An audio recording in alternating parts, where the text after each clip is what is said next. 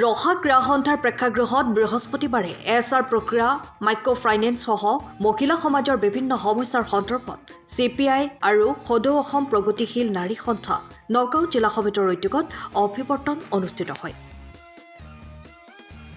অভিৱৰ্তনত CPI ML, CPI আৰু সদৌ অসম প্ৰগতিশীল নাৰী সন্থাৰ ৰাজ্যিক নগাঁও আৰু ৰহা সমিতিৰ বিষয়ববীয়া উপস্থিত থাকে। আজি আমি সদৌ অসম প্ৰগতিশীল নাৰী সন্থা আৰু CPIML নগাঁও জিলা সমিতিৰ উদ্যোগত আজি আমাৰ কৰ্মশালা অভিৱৰ্তন অনুষ্ঠিত হৈছে মহিলাসকলৰ। কথাটো হৈছে যে কি মহিলাসকল বিশেষকে ডিপ্ৰাইভ হৈ আছে, বহু সমস্যাৰ ডিপ্ৰাইভ হৈ আছে।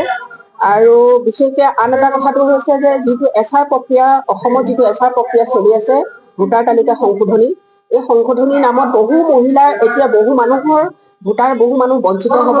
যিটো BLO সকলৰ যিটো তেওঁলোকে ট্ৰেইনিং দি পেলাই কৰিছে, কিন্তু আমি বহু মানুহৰ পৰা আহিছে মানে খবৰ আহিছে যে বহু মানুহৰ হেৰিত নাই, ভোটাৰ তালিকাৰ নাম নাই, আৰু বহু মানুহৰ ভোটাৰ তালিকাৰ পৰা নাম কৰা হৈছে, কৰ্তন কৰা হৈছে।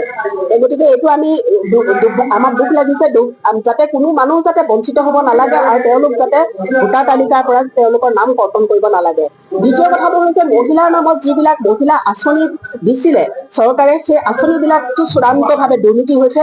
এতিয়া আমি দেখিছো যে অৰুণোদয়তো যিসকল মানুহ পুৰণা মানুহ আছিল সেই সকল মানুহৰ নাম কৰ্তন কৰি নতুন মানুহৰ নাম যুক্ত কৰা হৈছে, ইনক্লুড কৰা হৈছে।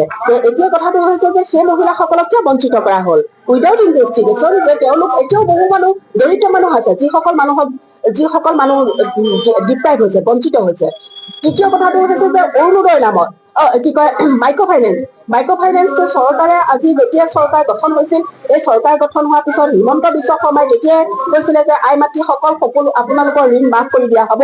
কিন্তু বাস্তৱ অৰ্থত আজি আপোনালোকে চাব পাৰে মোৰ হাতত বহু মানুহৰ হাইকোৰ্টৰ নটিচ আহিছে, বহু মানুহে হাৰ্ট এটেক হৈ মৰিব লগা হৈছে। গতিকে এইটো আটাইতকৈ দুৰ্ভাগ্যজনক কথা। কথাটো হৈছে 10,000 টকাৰ মহিলা সমস্যা সমাধান নকৰে, যে 10,000 টকা নহয়, মহিলাসকলে 10,000 টকা বিচৰা নাই, যদি তেওঁলোকৰ ঋণটো মাফ কৰি দিলেহেঁতেন। কিন্তু কেন্দ্ৰীয় চৰকাৰ বা আমি জনা মতে কেন্দ্ৰীয় চৰকাৰ এই সময়তে হিমন্ত বিশ্ব শৰ্মা চৰকাৰে কিমান কোটি টকা টকা লৈছিলে যে মহিলাসকলক ঋণ মাফ কৰিব বুলি।